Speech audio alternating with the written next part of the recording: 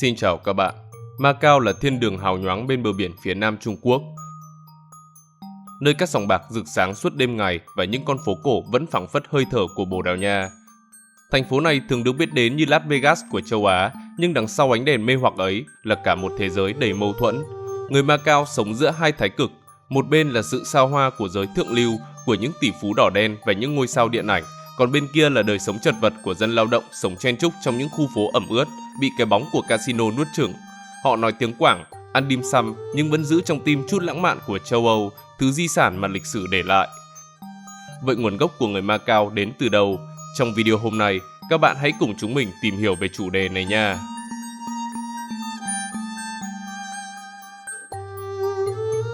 Từ thuộc địa đến đặc khu hành chính. Trong quá khứ, Macau thuộc về tỉnh Quảng Đông nên phần lớn cư dân nơi đây là người Quảng Đông bản địa, nói tiếng Quảng Đông và mang đặc trưng văn hóa vùng lĩnh Nam. Xa hơn về cội nguồn, họ chính là hậu duệ của người Bách Việt, nhóm dân tộc sinh sống rộng khắp miền Nam Trung Hoa cổ đại. Từ thời nhà Tân, khi đế quốc phương Bắc bắt đầu bành trướng xuống phương Nam thì vùng đất này đã bước vào quá trình hàn hóa kéo dài hàng nghìn năm. Tuy nhiên, các dòng họ Quảng Đông vẫn giữ được nhiều yếu tố di truyền và bản sắc riêng của người Việt cổ như tính cách cởi mở, hiểu thương mại và khẩu vị ẩm thực thiên về hải sản. Đáng chú ý, suốt một thời gian dài, trung tâm của Quảng Đông là Quảng Châu, trong khi Áo Môn chỉ là một làng chài nhỏ, cư dân sống bằng nghề đánh bắt cá, làm muối và buôn bán. Họ đã xây dựng miếu Ma Các để thờ bà Thiên Hậu, vị thần bảo trợ của ngư dân và người đi biển. Vào đầu thế kỷ 16, người Bồ Đào Nha đặt chân đến đây và gọi nơi này là Macau. Ban đầu, nhà Minh tỏ ra dè dặt và từng xảy ra xung đột với quốc gia châu Âu, nhưng sau đó hai bên đã thương thuyết với việc người Bồ Đào Nha được phép cập cảng Quảng Châu theo mùa. Một nhóm thương nhân phương Tây đã xin cư trú tạm thời ở Áo Môn để tránh gió và chứa hàng, rồi dần mở rộng thành khu định cư. Đến năm 1557, nhà Minh cho phép người Bồ Đào Nha mượn đất Macau để lập thương điếm, đổi lại là khoản thuế 500 lạng bạc mỗi năm. Sự kiện này được coi là mốc khởi đầu của thuộc địa Macau, nơi đặt nền móng cho sự hình thành của cộng đồng dân cư pha trộn về sau.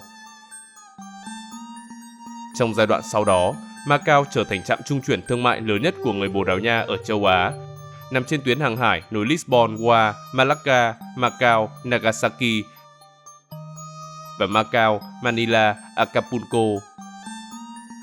Dân số tại những khu định cư cũng tăng mạnh. Bên cạnh người Bồ Đào Nha thuần chủng, còn có những người cưới vợ là người Mã Lai, người Sinhala từ Sri Lanka và người Ấn Độ. Họ ở lại rồi kết hôn với phụ nữ Quảng Đông, tạo nên thế hệ con lai đầu tiên. Song song với đó, người Bồ Đào Nha cũng biến thành phố này trở thành một trung tâm truyền bá công giáo, nhất là dòng Tên và dòng Đa Minh.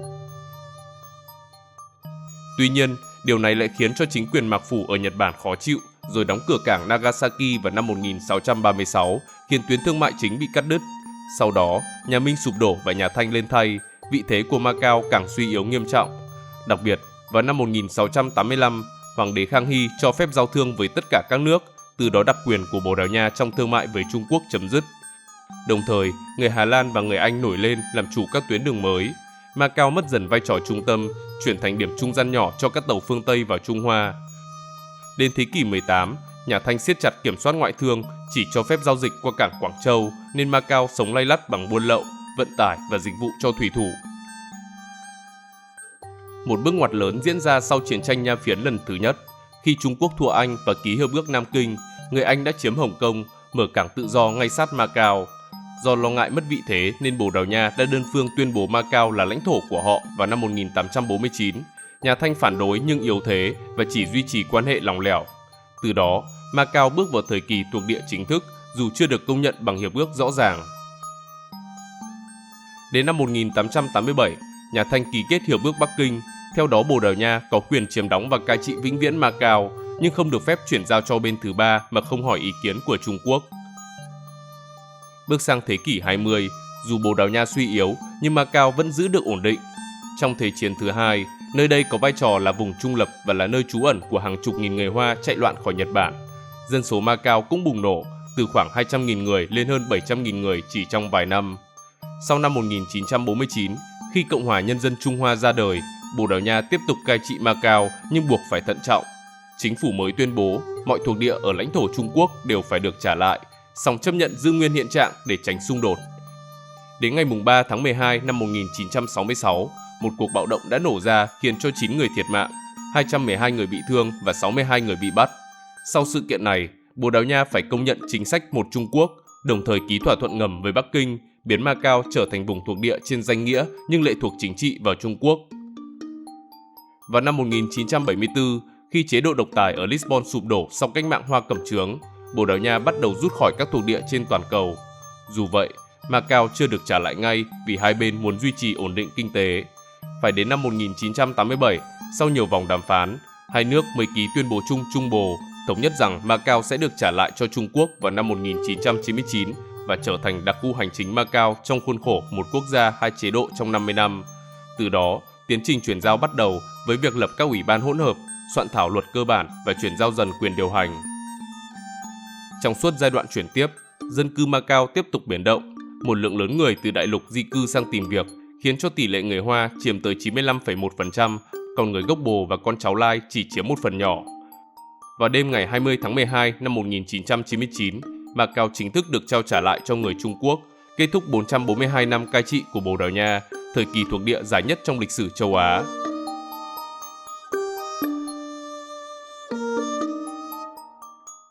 Sắc tộc Macau và người dân Macau. Từ lâu, tranh cãi về danh tính của người Macau là một trong những chủ đề phức tạp và kéo dài nhất trong lịch sử văn hóa của vùng đất này. Từ khi người Bồ Đào Nha đặt chân đến đây vào giữa thế kỷ 16, các cuộc hôn nhân giữa thương nhân, binh sĩ và giáo sĩ Bồ với phụ nữ Hoa đã tạo ra thế hệ Lai đầu tiên. Họ nói tiếng Bồ, theo Công giáo nhưng vẫn mang họ Trung Hoa, ăn bằng đũa và thờ tổ tiên. Trong thời kỳ thuộc địa, nhóm người Lai này được xem là trung gian giữa người Bồ chính quốc và người Hoa địa phương, giữ vai trò hành chính, thương mại và giáo dục. Tuy nhiên, trong con mắt người Bồ thì họ vẫn bị coi là không thuần chủng, còn với người Hoa, họ lại bị xem là không thật sự Trung Hoa. Những người này bị mắc kẹt giữa hai thế giới, vừa được hưởng đặc quyền của giới Âu hóa, vừa bị cô lập khỏi cả hai cộng đồng lớn. Sự mơ hồ ấy càng rõ hơn sau Thế chiến thứ hai, khi Bồ Đào Nha suy yếu và Trung Quốc dần trỗi dậy. Nhiều người Macau phải lựa chọn giữ quốc tịch Bồ Đào Nha hay chấp nhận gốc Hoa. Nhiều gia đình đã xin di cư sang Hồng Kông, Canada và Bồ Đào Nha, mang theo ký ức về một Macau cổ xưa, trong khi những người ở lại bắt đầu thích nghi với môi trường Hoa hóa mạnh mẽ, nói tiếng Quảng Đông thay vì tiếng Patua và gửi con học trường Trung Quốc. Danh tính Macau dần dần trượt dốc, càng ngày càng khó xác định, nhất là khi giới trẻ không còn nói ngôn ngữ truyền thống và hòa tan vào xã hội đô thị. Từ đây, người ta hình thành nên hai khái niệm đặc biệt. Đầu tiên là sắc tộc Macau, tức là những người có một phần dòng máu Bồ Đào Nha, hưởng nền giáo dục kiểu phương Tây với văn hóa pha trộn giữa Trung Quốc và châu Âu. Họ cũng tự nhận mình là người châu Á gốc Bồ. Theo ước tính, có khoảng 8.000 người ở Macau thuộc sắc tộc Macau, trong khi 34.000 người cư trú tại những nơi khác, bao gồm Hồng Kông, Đại Lục, Singapore, Mỹ, Canada, Australia, Bồ Đào Nha và Brazil. Khái niệm thứ hai là người Macau, bao gồm tất cả những người đang sinh sống hoặc có nguồn gốc từ Macau. Họ chủ yếu là người Hoa gốc Quảng Đông, với chỉ một phần nhỏ là người Bồ Đào Nha hoặc là người Lai. Bên cạnh 690.000 người đang sinh sống tại Macau, còn có 71.000 người cư trú ở các khu vực khác như là Hồng Kông, Đại Lục, Hàn Quốc, Nhật Bản, Mỹ, Australia.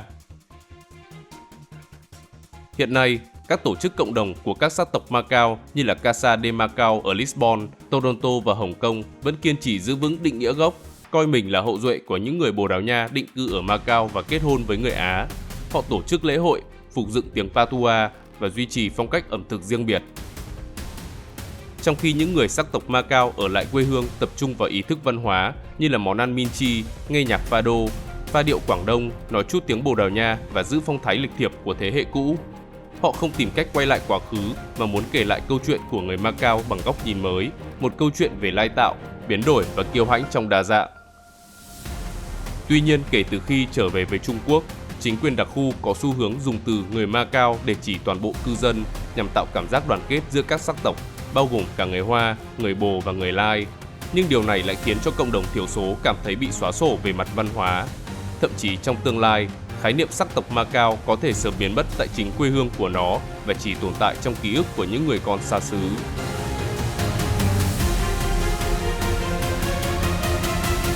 Nền văn hóa pha trộn. Văn hóa của người Macau là một trong những minh chứng sống động nhất cho sự hòa quyện giữa phương Đông và phương Tây, giữa truyền thống Á Đông và tinh thần Địa Trung Hải của châu Âu. Trong suốt hơn 4 thế kỷ tồn tại, cộng đồng dân cư ở đây đã hình thành nên một bản sắc độc đáo, không thể tìm thấy ở bất cứ nơi nào khác.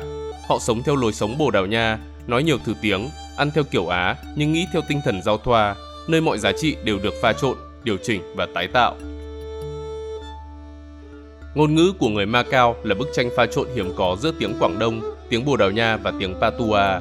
Trong đó tiếng Patua xuất hiện từ thế kỷ 16 khi những thương nhân và thủy thủ Bồ Đào Nha kết hôn với người phụ nữ Mã Lai, Ấn Độ, Sri Lanka và Quảng Đông. Đây là một ngôn ngữ Creole, tức là ngôn ngữ Lai, hình thành tự nhiên trong môi trường giao thoa giữa nhiều tộc người. Về cơ bản, Patua dựa trên ngữ pháp của tiếng Bồ nhưng có hàng trăm từ vay mượn từ tiếng Quảng, Mã Lai, Sinhala, Nhật và cả tiếng Anh, tạo nên một cấu trúc pha trộn kỳ lạ. Người nói Patua gọi nó bằng tên thân mật là ngôn ngữ ngọt ngào của Macau. Trong thời kỳ thuộc địa, nó là ngôn ngữ gia đình và tầng lớp trung lưu, được dùng trong giao tiếp hàng ngày, trong văn học, kịch nghệ và đời sống xã hội. Tuy nhiên, từ giữa thế kỷ 20, khi tiếng Quảng và tiếng Bồ Đào Nha trở thành ngôn ngữ chính thức, thì tiếng Patua suy tàn nhanh chóng. Ngày nay, chỉ còn vài chục người cao tuổi ở Macau và Hồng Kông có thể nói trôi chảy, nhưng các nỗ lực phục hồi vẫn đang được duy trì qua sách, sân khấu và bảo tồn di sản ngôn ngữ. Bên cạnh đó, tôn giáo là nền tảng sâu sắc nhất trong đời sống tinh thần của người dân nơi đây. Dưới thời thuộc địa, Công giáo được truyền vào Macau từ giữa thế kỷ 16 với các tu sĩ dòng Tên và dòng Đa Minh.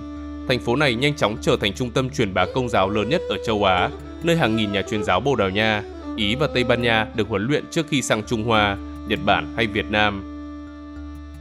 Điển hình là tu sĩ dòng Tên Alexandre Desraux đã sáng tác ra cuốn từ điển Việt Bồ La. Ông từng theo học Đại học Thánh Po, hiện nó chỉ là một di tích với bức tường còn sót lại sau trận hỏa hoạn năm 1835, nhưng vẫn trở thành biểu tượng văn hóa của Macau để thể hiện sự kết hợp giữa Đông và Tây. Ngoài ra còn có nhà thờ Thánh Lawrence, nhà thờ Đức Mẹ Fatima và nhà thờ Thánh Dominic, nơi các gia đình Công giáo vẫn tổ chức lễ rửa tội, cưới hỏi và lễ phục sinh hàng năm. Nhưng tôn giáo chủ yếu ở Macau lại là tín ngưỡng dân gian Trung Quốc. Nổi bật nhất là miếu Ma Các, một trong những công trình lâu đời nhất ở Macau, được xây dựng vào năm 1488 để thờ bà Thiên Hậu, vị nữ thần bảo trợ cho ngư dân và người đi biển, trong khi miếu Liên Phong thờ cúng cả bà Thiên Hậu và Quan Thế Âm Bồ Tát, còn miếu Na Cha lại dành cho Tam Thái tử Na Cha. Các công trình này đều cho thấy sự dung hòa tôn giáo đặc trưng của Macau, nơi niềm tin phương Đông và phương Tây cùng tồn tại trong hòa bình. Nghệ thuật của người Macau cũng phản ánh rõ ràng sự pha trộn này. Trong kiến trúc, họ kết hợp đường nét Baroque và Rococo châu Âu với mái ngói, hoành phi, câu đối Trung Hoa. Những ngôi nhà cổ ở quảng trường Senado hay các công trình như tòa nhà Lea Senado, pháo đài Monte, chủng viện và nhà thờ Thánh Joseph đều thể hiện cách người Macau dùng vật liệu địa phương để dựng nên công trình kiểu châu Âu. Trong mỹ thuật, các họa sĩ Macau thường vẽ cảnh sinh hoạt đời thường của cả hai cộng đồng, đó là người Trung Hoa trong chợ và người châu Âu ở nhà thờ. Tất cả sẽ cùng xuất hiện trong cùng một khung tranh. Nghệ thuật sân khấu ở đây cũng đặc sắc. Từ thế kỷ 19, những vở kịch bằng tiếng Patua đã ra đời, được diễn trong các hội quán và nhà hát nhỏ. Chúng thường là hài kịch châm biếm, nói về sự khác biệt giữa người Bồ và người Hoa. Sau này, phong trào sân khấu Patua đã trở thành biểu tượng của nghệ thuật bản địa và được chính quyền xếp vào nhóm các di sản văn hóa phi vật thể. Trang phục truyền thống của người Macau cũng là một minh chứng sống động khác của sự pha trộn. Phụ nữ Macau mặc váy ren châu Âu nhưng choàng thêm khăn lụa Trung Hoa và đeo châm cài tóc kiểu Quảng Đông. Trong những dịp lễ tôn giáo, họ mặc áo choàng lễ phục màu trắng hoặc đen, còn trong đời thường vẫn giữ thói quen mặc áo lụa ngắn tay, kết hợp váy dài. Đàn ông Macau thì chịu ảnh hưởng của trang phục phương Tây với áo sơ mi, mũ phớt và giày da, nhưng lại mang theo bùa hộ mệnh hoặc là vòng ngọc nhỏ, một tập quán của người Hoa. Ngày nay, người Macau chủ yếu mặc trang phục hiện đại, nhưng trong các lễ hội truyền thống vẫn có những đoàn người mặc trang phục cổ, tái hiện hình ảnh của thế kỷ 19, tượng trưng cho quá khứ vàng son của vùng đất này. Khi nói đến văn hóa, không thể bỏ qua ẩm thực Macau, yếu tố khiến vùng đất này nổi tiếng toàn cầu. Đây là sự hòa trộn tinh tế giữa các món ăn Quảng Đông, Bồ Đào Nha, Ấn Độ, Mã Lai và châu Phi. Người Macau nấu theo phong cách gia đình, thường dùng nguyên liệu Á Đông nhưng nêm nếm theo kiểu địa Trung Hải. Món ăn biểu tượng là minchi, thịt bò hoặc là thịt heo bằm xào với khoai tây, hành tây và xì dầu, được xem là quốc hồn quốc túy của Macau. Ngoài ra còn có gà châu Phi, cua xào cà ri, bánh bao sườn heo và bánh tạc trứng kiểu Bồ Đào Nha. Những món này ra đời từ các gia đình Macau, nơi phụ nữ Lai thường là người sáng tạo công thức. Đặc biệt, món bánh trứng Macao đã trở thành biểu tượng ẩm thực khi nó có mặt trong hầu hết các tiệm cà phê và là món ăn phải thử của du khách. Các bữa tiệc truyền thống ở Macao thường kết hợp rượu vang Bồ Đào Nha, trà hoa nhài cũng như món ăn Quảng Đông, thể hiện phong cách ăn uống dung hòa Đông Tây. Một số gia đình gốc Bồ Đào Nha còn có truyền thống thưởng trà béo vào các dịp lễ quan trọng như là ngày lễ Công giáo, lễ rửa tội hoặc là sinh nhật. Trong đời sống cộng đồng, các lễ hội đóng vai trò đặc biệt quan trọng, vừa mang tính tôn giáo, vừa phản ánh cấu trúc xã hội. Các ngày lễ chính bao gồm Tết Nguyên đán, lễ hội thuyền rồng, Tết Trung thu cùng lễ Đức Mẹ Fatima, lễ Giáng sinh và Tuần Thánh. Người Macao tổ chức cả hai hệ thống lễ hội song song và không xem đó là mâu thuẫn. Trong dịp Tết, các gia đình Công giáo vẫn cúng tổ tiên, đi chùa cầu may và phát bao lì xì. Còn đến Giáng sinh, những ngôi nhà treo đèn, dựng hang đá và tổ chức tiệc lớn mời cả người Hoa lẫn người Âu. Bên cạnh đó, lễ hội nghệ thuật Macao, liên hoan pháo hoa quốc tế và lễ hội ẩm thực Macao là những sự kiện thường niên, thể hiện rõ nét sự kết hợp văn hóa giữa du lịch, tôn giáo và giải trí. Ngày nay, nền văn hóa pha trộn vẫn hiện diện rõ nét ở trung tâm lịch sử Macao. Nó được UNESCO công nhận là di sản thế giới vào năm 2005, bao gồm hàng chục địa điểm như di tích Thánh Po và miếu Ma Các, qua đó khẳng định vai trò của Macao như cầu nối giữa phương Đông và phương Tây. Cùng với đó, những trường học Công giáo, hội đoàn văn hóa và nhóm nghệ sĩ vẫn duy trì các hoạt động bảo tồn di sản, nhất là ngôn ngữ Patua, kịch truyền thống và ẩm thực cổ. Trong khi thế hệ trẻ đang tiếp tục kế thừa tinh thần Lai ấy khi vừa học tiếng Quan thoại, vừa nói tiếng Quảng Đông và vẫn biết vài câu tiếng Bồ, điều này như một cách để giữ sợi dây liên kết nối liền với quá khứ. Có thể nói, văn hóa của họ, dù chịu ảnh hưởng mạnh từ du lịch và toàn cầu hóa, vẫn giữ được cốt lõi, đó là tinh thần dung hợp, khoan dung và tôn trọng các sự khác biệt, thứ đã tạo nên linh hồn Macao suốt hơn 400 năm.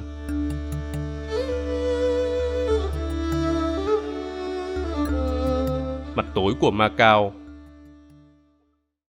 Macao được mệnh danh là thiên đường cờ bạc châu Á, luôn tỏa sáng rực rỡ trên bản đồ du lịch thế giới, nhưng ẩn sau ánh đèn neon và những tòa nhà dát vàng là một mặt tối khổng lồ, âm ỉ và len lỏi trong từng ngóc ngách của đời sống người dân. Trung tâm của bóng tối ấy chính là ngành cờ bạc, trụ cột kinh tế khiến Macao trở nên giàu có nhất Trung Quốc, với GDP bình quân đầu người lên tới 72.725 đô la. Nhưng đây cũng là nguồn gốc của bất bình đẳng, tội phạm và tha hóa xã hội. Khi Bồ Đào Nha hợp pháp hóa sòng bạc vào năm 1847, Macao đã trở thành thiên đường đỏ đen đầu tiên ở Viễn Đông, thu hút con bạc, tội phạm và giới mafia từ khắp châu Á. Từ giữa thế kỷ 20, quyền kiểm soát các casino rơi vào tay các tập đoàn ngầm và bang hội Hoa Kiều, đặc biệt là những nhóm gốc Quảng Đông và Hồng Kông. Sau khi Trung Quốc tiếp quản Macao vào năm 1999, chính quyền cố gắng làm sạch ngành này, nhưng nguồn lợi khổng lồ từ cờ bạc, chiếm hơn 70% GDP đã khiến mọi nỗ lực kiểm soát trở nên mong manh. Trong bóng tối của các sòng bạc sang trọng, hệ thống tội phạm ngầm phát triển mạnh mẽ. Các nhóm xã hội đen kiểm soát bãi đỗ xe, dịch vụ an ninh, môi giới tín dụng và cả ngành mại dâm trá hình trong các khách sạn 5 sao. Mại dâm ở Macao không được công khai nhưng tồn tại công khai, từ những massage VIP, karaoke đặc biệt cho tới những câu lạc bộ hộp đêm hạng sang. Nhiều phụ nữ đến từ Đại Lục, Việt Nam và Philippines bị dụ dỗ bằng lời hứa việc làm, rồi bị buộc phải bán dâm để trả nợ hoặc là chuộc thân. Một phần lợi nhuận của các đường dây này sẽ quay ngược trở lại rửa tiền qua sòng bạc, tạo nên vòng luẩn quẩn giữa cờ bạc, mại dâm và tội phạm tài chính. Cờ bạc không chỉ làm giàu cho một số ít mà còn hủy hoại nhiều gia đình Macao. Những người dân bình thường làm việc trong ngành dịch vụ rất dễ bị cuốn vào trò đỏ đen, để rồi bị mất sạch tài sản và rơi vào nợ nần. Nhiều người lao động trẻ làm việc trong các casino hoặc là nhà hàng cũng bị biến thành con bạc vô hình. Họ không đánh bạc bằng tiền mặt mà đánh cược bằng tương lai, bằng giấc mơ thoát nghèo nơi đất chật người đông. Khoảng cách giàu nghèo ngày càng rõ rệt khi giới chủ casino, đại lý môi giới và các doanh nhân quốc tế sống xa hoa, còn những người dân lao động thì chen chúc trong những khu chung cư cũ kỹ, giá nhà tăng vọt và chi phí sinh hoạt thì leo thang. Một mặt khác của bóng tối là nạn rửa tiền và tội phạm xuyên biên giới. Các nhóm mafia Hồng Kông và Quảng Đông từng thao túng nhiều casino lớn thông qua trang kết, hệ thống môi giới VIP đưa con bạc siêu giàu từ Trung Quốc đại lục sang Macao. Họ không chỉ cung cấp tiền mặt mà còn rửa hàng tỷ đô la tiền tham nhũng, buôn lậu và ma túy thông qua bàn baccarat và chip casino. Vào năm 2022, chính quyền Macao đã mở chiến dịch triệt phá mạng lưới trang kết lớn nhất do trùm cờ bạc Châu Trác Hoa cầm đầu, phơi bày một đế chế ngầm khổng lồ. Đó bao gồm tổng cộng 199 đại lý cấp cổ đông, hơn 12.000 đại lý đánh bạc với hơn 80.000 con bạc ở đại lục. Nhưng dù nhiều ông trùm bị bắt, các đường dây nhỏ vẫn hoạt động âm thầm, chuyển hướng sang casino trực tuyến và ứng dụng di động, kết nối với các tổ chức rửa tiền ở Campuchia, Myanmar và Philippines. Ảnh hưởng xã hội của bóng tối ấy lan sâu hơn cả những gì người ta thấy. Trẻ em lớn lên trong gia đình có cha mẹ làm việc ca đêm tại sòng bạc thường bị thiếu thốn tình cảm và giáo dục, dẫn đến tội phạm vị thành niên tăng. Bên cạnh đó, nhiều thanh niên coi casino là con đường duy nhất để có việc làm, khiến cho nền kinh tế địa phương lệ thuộc gần như tuyệt đối vào cờ bạc. Trong khi đại dịch Covid-19 bùng nổ và casino đóng cửa, hàng chục nghìn người thất nghiệp ngay lập tức, phơi bày sự mong manh của mô hình kinh tế một trụ. Tệ nạn xã hội kéo theo sự suy thoái đạo đức. Trong văn hóa truyền thống Trung Hoa, lao động chăm chỉ và tiết kiệm là giá trị cốt lõi, nhưng ở Macau, may mắn và đánh liều lại trở thành biểu tượng của thành công. Từ những bàn baccarat trong khách sạn Venetian, Galaxy cho đến những tiệm cờ bạc lậu ở khu phố cũ, tinh thần làm giàu nhanh phủ lên cả một thế hệ. Nhiều người trẻ bỏ học sớm để làm nhân viên casino, chạy theo lối sống tiêu xài phung phí, dẫn đến sự rạn nứt trong giá trị gia đình. Các tổ chức tôn giáo và xã hội dân sự đã cố gắng can thiệp, mở các trung tâm tư vấn, chương trình hỗ trợ người nghiện cờ bạc, nhưng số người cần giúp đỡ vẫn tăng không ngừng. Một phần nguyên nhân sâu xa nằm ở cấu trúc quyền lực và kinh tế. Theo hợp đồng đến năm 2033, có 6 công ty được nhượng quyền hoạt động casino tại Macau, cụ thể là SJM Holding của Hà Hồng Sân, ông trùm cờ bạc gốc Hồng Kông, Melco Resort and Entertainment của Hà Du Long, con trai Hà Hồng Sân, Galaxy Entertainment Group của tỷ phú Lữ Chí Hòa cũng có gốc Hồng Kông, Wynn Macau thuộc tập đoàn Wynn Resort, MGM China, chi nhánh của MGM Resort và Sen China thuộc tập đoàn Las Vegas Sen.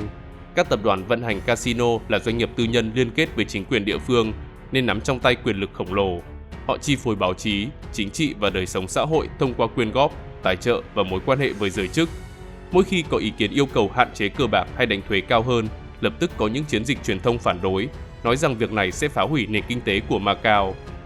Thực tế, cờ bạc đã trở thành xương sống và xiềng xích cùng lúc, một nguồn sống mà thành phố không thể thiếu nhưng cũng không thể thoát ra. Ngay cả ngành du lịch và văn hóa cũng bị cuốn vào bóng tối ấy. Những chương trình quảng bá Macau di sản thế giới, Macau ẩm thực Bồ Đào Nha chỉ là lớp vỏ trang trí cho một cỗ máy tiêu tiền khổng lồ. Du khách đến đây không phải để hiểu văn hóa mà để thử vận may, để đánh bạc, để tiêu xài và đôi khi để tìm những thú vui xác thịt bị che giấu trong những phòng VIP kín đáo.